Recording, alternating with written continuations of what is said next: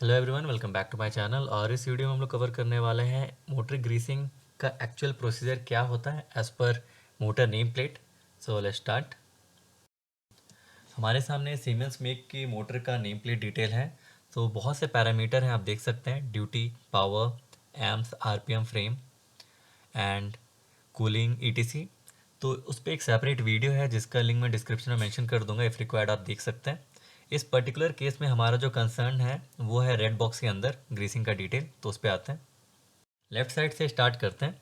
सबसे पहले ग्रीस कौन सा टाइप है वो मेंशन किया है यहाँ पे। इस पर्टिकुलर केस में यूनिरेक्स N3 इस ग्रीस को यूज़ करते हैं ग्रीसिंग के लिए। Next, lubrication hours. So for example अगर आपका मोटर 5800 आवर्स तक रनिंग है तो उसके बाद ग्रीस करना होगा। इस पर्टिकुलर केस में मोटर टू मोटर ये टाइम चेंज होता है। Next, greasing quantity drive and और नॉन ड्राइव एंड में हमेशा वैरी करेगा। ड्राइव एंड में जो रिक्वायरमेंट है क्वांटिटी का वो नॉन ड्राइव एंड से ज़्यादा रहता है। इस पर्टिकुलर केस में आप देख सकते हैं ड्राइव एंड में 90 ग्राम्स है और नॉन ड्राइव एंड में 70 ग्राम्स ही है। और लास्टली कौन सा बेयरिंग यूज़ किया गया है वो मेंशन किया है, तो वो अभी इस पर्टिकुलर केस के लिए, इस पर्टिकुलर वीडियो के लिए इंपॉर्टेंट नहीं है।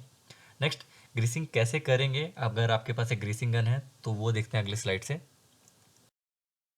जस्ट फॉर एडिशनल रेफरेंस मैंने यहाँ पे ST मोटर नेम प्लेट को अटैच किया है। जो सेंटर वाला पार्ट है येलो कलर से एनसर्कल है वो ग्रीसिंग डिटेल को शो करता है।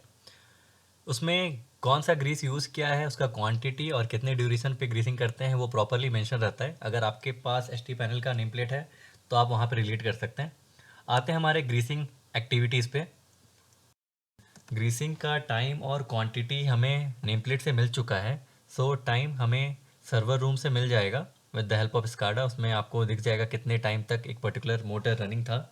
नेक्स्ट, क्वांटिटी पे आते हैं। क्वांटिटी के लिए फॉर एग्जांपल हमारे पास इस टाइप का ग्रीस गन है, तो आपको ये करना है कि जब भी आप ग्रीसिंग के लिए जाएं एक बार बस एक सिंगल स्ट्रोक मारें और जिसमें जितना ग्रीस निकल रहा है उसे मेज़र करें। जनरली 5 to 7 ग्राम से ग्रीस निकलता है ऐसे पर्टिकुलर ग्रीस गन से। तो इस पर्टिकुलर केस में जहाँ पे हमने देखा कि ड्राइव एंड में 90 ग्राम्स का रिक्वायरमेंट है, तो आपको 18 to 19 स्ट्रोक ही मारना है, उससे ज़्यादा नहीं मारना है। उससे ज़्यादा क्यों नहीं मारना है, क्या उसका डिमेरिट है, वो हम अगले स्लाइड में देखते हैं। नेक्स्ट, ग्रीसिंग के बेनिफिट्स, लिमिटेशन और डिसएडवांटेज पे बात करते हैं। तो पहला बेनिफिट ये है, जब भी आप ग्रीसिंग करते हैं तो एक प्रॉपर लुब्रिकेशन प्रोवाइड होता है between internal sliding surface of bearing, जिसके चलते क्या है, मेटल टू मेटल कांटेक्ट कम हो जाता है। दैट इज़ रोलिंग एलिमेंट और उनके रेसवे के बीच का जो कांटेक्ट है वो कम होता है, जिसके चलते जो वेयर आउट होना होता है वो कंपैरेटिवली कम हो जाता है। उसका फाइनल रिजल्ट ये होता है कि जो बेयरिंग का लाइफ है वो काफ़ी एक्सटेंड हो जाता है। तो ये एक सबसे बड़ा एडवांटेज है ग्रीसिंग करने का। नेक्स्ट, उसके लिमिटेशंस पे आते हैं। तो ग्रीसिंग का दो लिमिटेशंस है। पहला ये है कि जो ग्रीस ऑलरेडी बेयरिंग के अंदर है, अगर वो ड्राई अप हो जाता है तो उसे निकालना बहुत मुश्किल है। नेक्स्ट, सेकंड पॉइंट है, जो हाई टेम्परेचर के ग्रीस होते हैं उनका कॉस्ट काफ़ी ज़्यादा होता है, सो दे आर एक्सपेंसिव।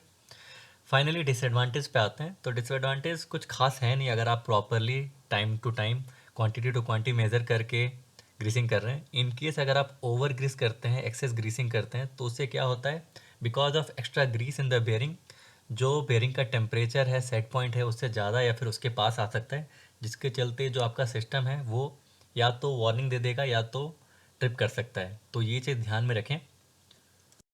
सो ये कुछ पॉइंट थे ग्रीसिंग से रिलेटेड। होप आपके लिए यूज़फुल रहा होगा। इफ सो प्लीज़ लाइक से subscribe. Thank you for watching.